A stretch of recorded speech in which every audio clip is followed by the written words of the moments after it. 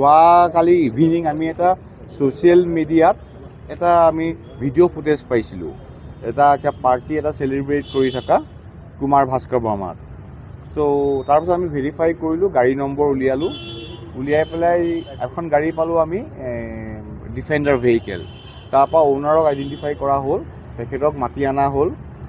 তাৰপৰা আমি ভেৰিফাই কৰি গম পালোঁ, যিটো গম পাইছোঁ আমি যে 21 তাৰিখে মাজনিশা, তাৰমানে 22 তাৰিখে পুৱতি আৰু 12:30মান বজাত তেখেতৰ ৱাইফ কৰবী বৰুৱা এটা বাৰ্থডে চেলিব্ৰেট কৰিলে, 42nd বাৰ্থডে।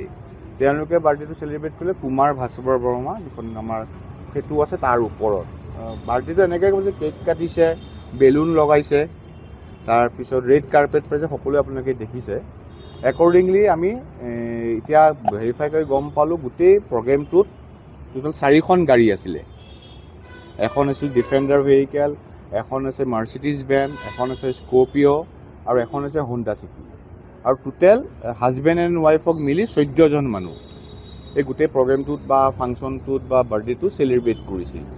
এতিয়া আমি সকলোকে 14জন মানুহকে বৰ্তমান আমি সোধপোছৰ কাৰণে আনিছোঁ। 4খন গাড়ীয়ে আমি ধৰি ৰাখিছোঁ, চিজ কৰিছোঁ।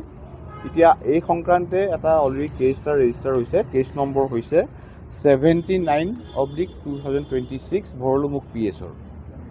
আণ্ডাৰ ছেকশ্যন হৈছে আপোনাৰ 285, সেইটো হৈছে danger or obstruction in public way or line of navigation.